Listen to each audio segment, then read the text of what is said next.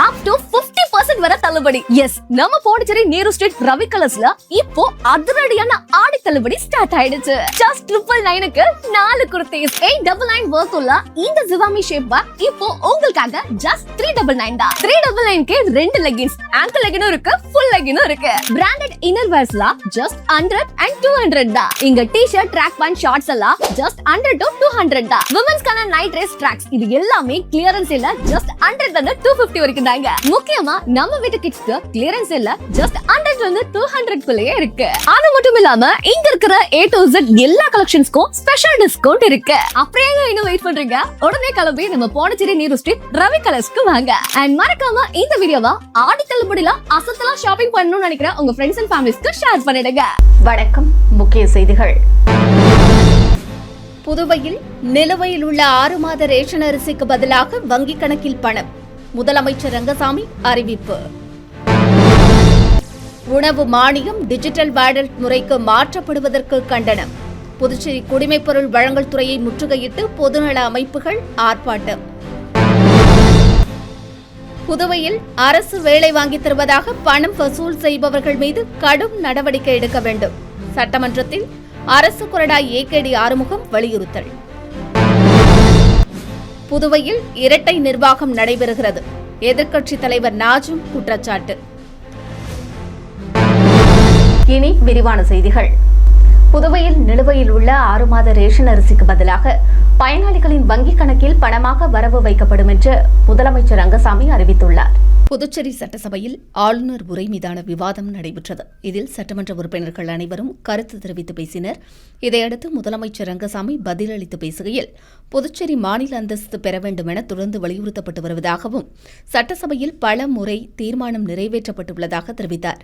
கடந்த காலத்தில் மாநில அந்தஸ்து பெறுவதில் மாற்று கருத்து இருந்த நிலையில் தற்போது இல்லை எனவும் தெளிவுபடுத்தினார். நிர்வாக ரீதியில் பல தடைகள் இருப்பதை சட்டமன்ற உறுப்பினர்கள், அரசு ஊழியர்கள் மற்றும் மக்கள் அறிந்துள்ளதாகவும் அவர் குறிப்பிட்டார். புதுச்சேரியில் அமைய உள்ள தொழிற்பேட்டைகள் சிறப்பு பொருளாதார மண்டலம் மூலம் படித்த இளைஞர்களுக்கு வேலை வழங்கப்படும் என்றும், அரசின் பல திட்ட கோப்புகள் மத்திய அரசின் அனுமதிக்கு அனுப்பி வைக்கப்படுவதாகவும், கோப்புகள் தேங்கி திட்டங்கள் நிலுவையில் உள்ளதாகவும் வேதனை தெரிவித்தார். தற்போது பல கோப்புகளை அனுப்புவதே இல்லை என்று குறிப்பிட்ட முதலமைச்சர், இங்கேயே அதற்கான தீர்வு நடைபெறுவதாகவும் தெரிவித்தார். அதிகாரிகள் கோப்புகள் மீது கேள்வி மேல் கேள்வி எழுப்பாமல் அதற்கு அனுமதி வழங்க முன்வர வேண்டும் என்றும் முதலமைச்சர் கேட்டுக் கொண்டார். தொடர்ந்து பேசிய அவர், நிலுவையில் உள்ள 6 மாத அரிசிக்கு பதிலாக பயனாளிகளின் வங்கிக் கணக்கில் பணம் செலுத்தப்படும் என்றார். முதற்கட்டமாக 2 மாத பணம் ஓரிரு நாளில் வங்கிக் கணக்கில் செலுத்தப்படும் என்றும், அதன் பிறகு 4 மாத பணம் செலுத்தப்படும் என்றும் முதலமைச்சர் கூறினார்.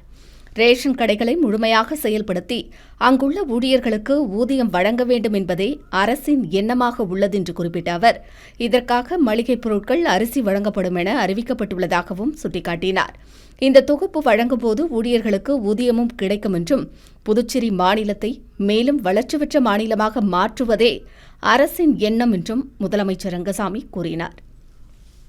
உணவு மானிய டிஜிட்டல் வாலெட் முறையை உடனடியாக கைவிட வலியுறுத்தி துறை அலுவலகத்தை பொதுநல அமைப்புகள் முற்றுகையிட்டதால் பரபரப்பு ஏற்பட்டது.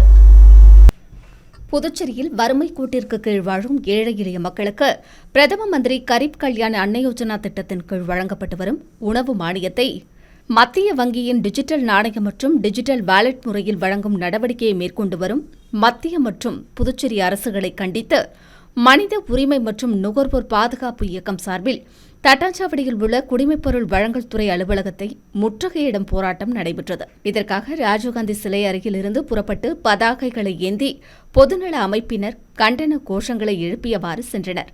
இந்நிலையில் கோரிமேடு காவல் ஆய்வாளர் நாகராஜ் தலைமையிலான காவலர்கள் குடிமைப்பொருள் வழங்கல் துறை அலுவலகம் அருகே பேரிகார்டுகள் அமைத்து போராட்டக்காரர்களை தடுத்து நிறுத்தினர். தொடர்ந்து அந்த இடத்திலேயே கண்டன ஆர்ப்பாட்டம் நடைபெற்றது.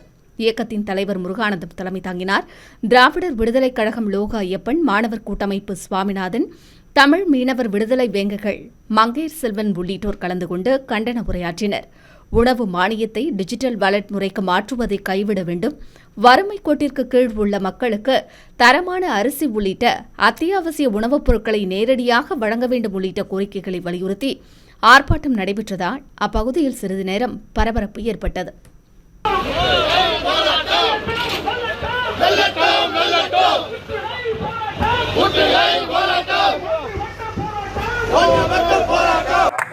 உண்மையா இந்த திட்டம் மத்திய அரசுடைய திட்டம், அதாவது பிரதம மந்திரி மாதிரி அன்னபோஜனா. புதுவையில் அரசு வேலை வாங்கி தருவதாக பண மோசடி நடைபெறுவதாகவும் இதுகுறித்து கடும் நடவடிக்கை எடுக்க வேண்டும் என்றும் அரசு கொறடா ஏ.கே.டி. ஆறுமுகம் வலியுறுத்தினார். புதுச்சேரி சட்டசபையில் ஆளுநர் உரைக்கு நன்றி தெரிவிக்கும் தீர்மானத்தின் போது பேசிய சட்டமன்ற உறுப்பினர் ஏ.கே.டி. ஆறுமுகம், முதலமைச்சரின் தொலைநோக்கு சிந்தனையை வெளிப்படுத்தும் வகையில் ஆளுநர் உரையாற்றியுள்ளதாகவும், சிறப்பு பொருளாதார மண்டலம் விமான நிலைய விரிவாக்கம் அறிவிக்கப்பட்டுள்ளது வரவேற்கத்தக்கது என்று கூறினார். தொடர்ந்து பேசிய அவர், கோரிமேட்டில் காவலர் குடியிருப்பு கட்டித்தர வேண்டும் என்றும், முதலமைச்சர் நேர்மையான வேலைவாய்ப்புகளை வழங்கி வருவதாகவும், ஆனால் சிலர் பணம் கொடுத்தால் வேலை கிடைக்கும் என ஏமாற்றி வருவதாக குறிப்பிட்ட அவர், பணத்தை பறித்து வரும் கும்பல் மீது காவல்துறையினர் உரிய நடவடிக்கை எடுக்க வேண்டும் என்றும் வலியுறுத்தினார். இதுகுறித்த புகார்களை உடனடியாக பதிவு செய்து நடவடிக்கை மேற்கொள்ள வேண்டும் என்றும் சட்டமன்ற உறுப்பினர் ஏ.கே.டி. ஆறுமுகம் வலியுறுத்தினார். இதே கருத்தை சட்டமன்ற உறுப்பினர்கள் ஜான்குமார், நேரு ஆகியோரும் வலியுறுத்தியது குறிப்பிடத்தக்கது.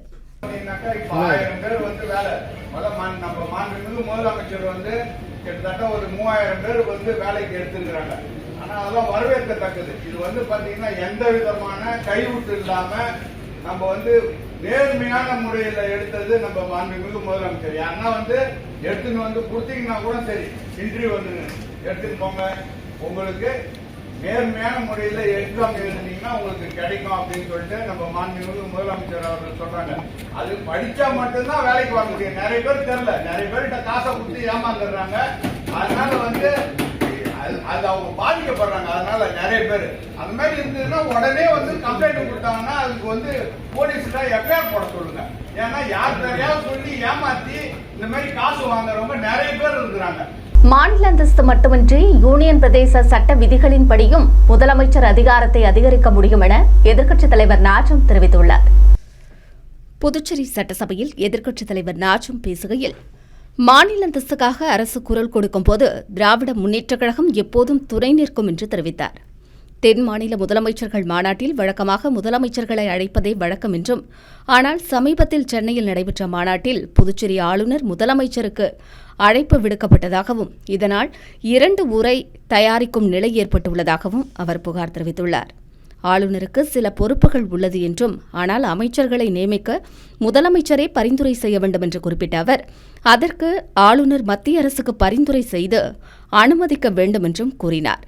தொடர்ந்து பேசிய அவர், புதுச்சேரியில் இரட்டை நிர்வாகம் நடைபெறுவதாகவும், புதுவையை யார் ஆள்வது, இதையெல்லாம் யார் பேசுவது என்றும் கேள்வி எழுப்பினார். முதலமைச்சருக்கு அதிகாரம் பெற மாநில அந்தஸ்து வேண்டும் என்பது அல்ல என்றும், அதற்கு பதிலாக யூனியன் பிரதேச சட்ட விதிகளில் முதலமைச்சர் அதிகாரத்தை அதிகரிக்கலாம் என்றும் அவர் கூறினார். ஒரே நாடு ஒரே தேர்தல் வரும் பட்சத்தில் புதுச்சேரிக்கு நியமன சட்டமன்ற உறுப்பினர்களை 5ஆக உயர்த்த திருத்தம் கொண்டுவரப்படும் என்றும், சட்டசபைக்கும் முதலமைச்சருக்கும் அதிகாரம் கிடைக்க பல திருத்தங்கள் கொண்டுவரப்பட வேண்டும் என்றும் எதிர்க்கட்சித் தலைவர் நாஜம் பேசினார். அரசின் கொள்கை முடிவுகளை ஆளுநர் ஏற்க வேண்டுமென தற்காலிக சபாநாயகர் அன்பழகன் திட்டவட்டமாக தெரிவித்துள்ளார். புதுச்சேரி சட்டசபையில் எதிர்க்கட்சித் தலைவர் நாஜம் உள்ளிட்ட திராவிட முன்னேற்றக் கழக சட்டமன்ற உறுப்பினர்கள் மற்றும் என்ஆர் காங்கிரஸ் சட்டமன்ற உறுப்பினர்கள் உட்பட பலர் பல்வேறு குற்றச்சாட்டுகளை முன்வைத்தனர். இதற்கு பதிலளித்து பேசிய தற்காலிக சபாநாயகர் அன்பழகன், அரசின் கொள்கை முடிவை ஏற்றுக்கொள்ள வேண்டும் என்றும், ஆளுநர் மற்றும் தலைமைச் செயலர் அரசை அவமரியாதை செய்யக்கூடாது என்று கூறினார். மேலும் சபை நிகழ்ச்சிகளில் தலைமைச் செயலர், துறைச் செயலர், அதிகாரிகள் இருக்க வேண்டும் என்றும், இல்லையெனில் அதற்குரிய காரணத்தை தெரிவிக்க வேண்டும் என்றும் கூறினார். முதலமைச்சர் அனுமதி பெற்று இதுகுறித்து நடவடிக்கை எடுக்கப்படும் என்றும் அவர் கூறினார். மேலும் மத்திய பாரதிய ஜனதா அரசிற்கு புதுச்சேரிக்கு மாநில அந்தஸ்து வழங்கும் எண்ணம் இல்லை என்று குறிப்பிட்ட அவர், இதை பலமுறை மத்திய அமைச்சர்களே பாராளுமன்றத்தில் வெளிப்படுத்தியுள்ளதாகவும் குறிப்பிட்டார். புதுச்சேரியில் இடஒதுக்கீடு கோரி நீதிமன்றத்தில் வழக்கு தொடர்ந்தது திராவிட முன்னேற்றக் கழகம் என்றும், உள்ளாட்சித் தேர்தல் அதன் காரணமாகவே நிறுத்தப்பட்டுள்ளதாகவும், வழக்கை திராவிட முன்னேற்றக் கழகம் வாபஸ் பெற்றால் மட்டுமே தேர்தல் நடத்தப்படும் என்றும் தற்காலிக சபாநாயகர் அன்பழகன் தெரிவித்தார். புதுவை போக்குவரத்து துறை சார்பில் செப்டம்பர் 1ஆம் தேதி வாகன ஃபேன்சி எண்கள் ஏலம் விடப்படுவதாக அறிவிக்கப்பட்டுள்ளது. இதுகுறித்து போக்குவரத்து துறை ஆணையர் அமன் சர்மா விடுத்துள்ள செய்திக்குறிப்பில், புதுச்சேரி போக்குவரத்து துறையின் PY01TH வரிசையில் உள்ள ஃபேன்சி எண்கள் இணையதளத்தில் செப்டம்பர் 1ஆம் தேதி காலை 11 மணி முதல் மாலை 4:30 மணி வரை ஏலம் விடப்பட உள்ளதாக தெரிவித்துள்ளார். இந்த ஏலத்தில் பங்கு பெறுவதற்கு தேவையான பெயர் உள்ளிட்ட விவரங்களை இணையதளத்தில் ஆகஸ்ட் 31ஆம் தேதிக்குள் பதிவு செய்து கொள்ள வேண்டும் என்றும் அறிவுறுத்தியுள்ளார். பதிவு செய்தவர்கள் தங்களுக்கு தேவையான எண்களை தேர்வு செய்து அதற்குண்டான அடிப்படை தொகைகளை செலுத்த வேண்டும் என்றும், அடிப்படை தொகையை செலுத்தியவர்கள் மட்டுமே ஏலத்தில் பங்கு பெற முடியும் என்றும் அவர் குறிப்பிட்டுள்ளார். ஆளுநர் உரையில் 17,000 கோடிக்கான 10 முக்கிய திட்டங்கள் இடம்பெற்றுள்ளது வரவேற்கத்தக்கது என சட்டமன்ற உறுப்பினர் வையாபுரி மணிகண்டன் தெரிவித்துள்ளார். புதுச்சேரி சட்டசபையில் ஆளுநர் உரை மீது நன்றி தெரிவிக்கும் தீர்மானத்தின் போது பேசிய முத்தியால்பேட்டை தொகுதியின் சட்டமன்ற உறுப்பினர் வையாபுரி மணிகண்டன், புதுச்சேரியில் அரசு வேலை என்பது கனவாக இருந்த காலம் மாறிவிட்டதாகவும், வீட்டிற்கு ஒருவருக்கு அரசு வேலை கிடைக்கும் வகையில் அரசின் பணியிடங்கள் நிரப்பப்பட்டு வருவதாக தெரிவித்தார். இந்த ஆண்டு சுமார் 1000 அரசு பணியிடங்கள் நிரப்பப்படும் என்ற அறிவிப்பு லஞ்சம் இல்லாத நேர்மையான அரசு பணியினை உறுதி செய்யும் செயலாக்கம் என்றும், தொழில் தொடங்கும் நடைமுறைகள் எளிமைப்படுத்தப்பட்டு தேவையற்ற விதிமுறைகள் நீக்கப்பட்டுள்ளதாகவும் அவர் குறிப்பிட்டார்.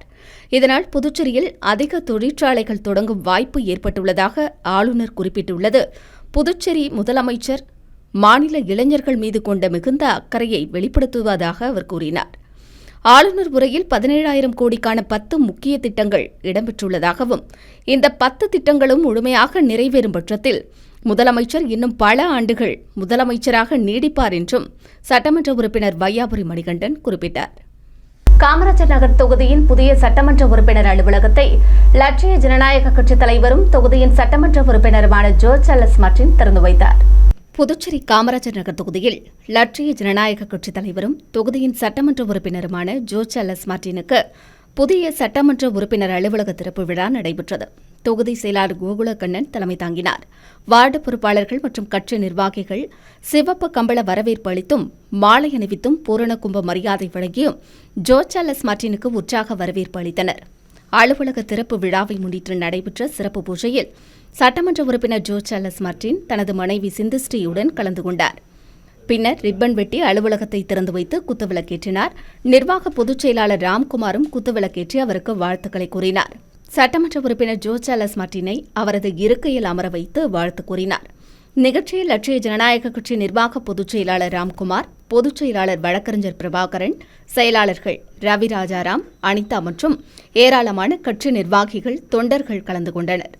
புதுவை கிருஷ்ணாநகரில் அமைந்துள்ள செல்வகணபதி ஆலயத்தில் 15ஆம் ஆண்டு 108 சங்காபிஷேகம் வெகு விமர்சையாக நடைபெற்றது.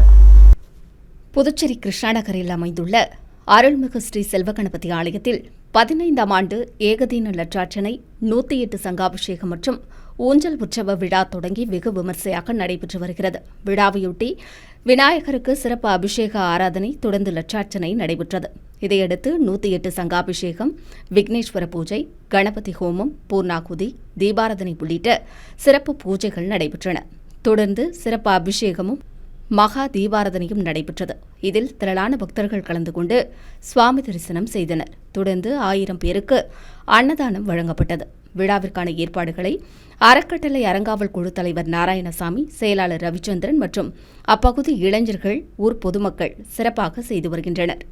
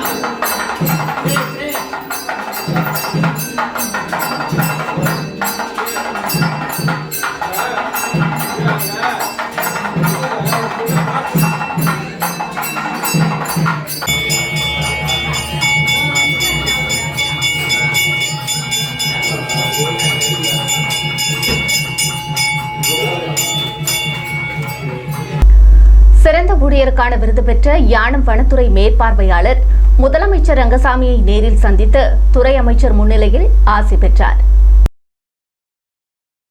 நாட்டின் 80வது சுதந்திர தின விழா ஆகஸ்ட் 15ஆம் தேதி கோலாகலமாக கொண்டாடப்பட்டது. அதேபோல புதுச்சேரி மற்றும் பிராந்தியங்களிலும் உற்சாகமாக கொண்டாடப்பட்டது. சுதந்திர தின விழாவையொட்டி பல்வேறு துறைகளில் சாதனை புரிந்தவர்கள் மற்றும் சமூக ஆர்வலர்களுக்கு விழாவில் விருதுகள் வழங்கப்பட்டன. அதன் ஒரு பகுதியாக பொதுப்பணித்துறை அமைச்சர் மல்லாடி கிருஷ்ணராவ் தலைமையில் நடைபெற்ற சுதந்திர தின விழாவில் யானம் தொகுதி வனத்துறை மேற்பார்வையாளராக பணியாற்றும் டொமேட்டி ஸ்ரீனுபாபுவிற்கு சிறந்த ஊழியருக்கான விருது வழங்கப்பட்டது. இந்நிலையில் விருது பெற்ற வனத்துறை மேற்பார்வையாளர் டொமேட்டி ஸ்ரீனுபாபு அமைச்சர் மல்லாடி கிருஷ்ணராவ் தலைமையில் முதலமைச்சர் ரங்கசாமியை நேரில் சந்தித்து ஆசி பெற்றார்.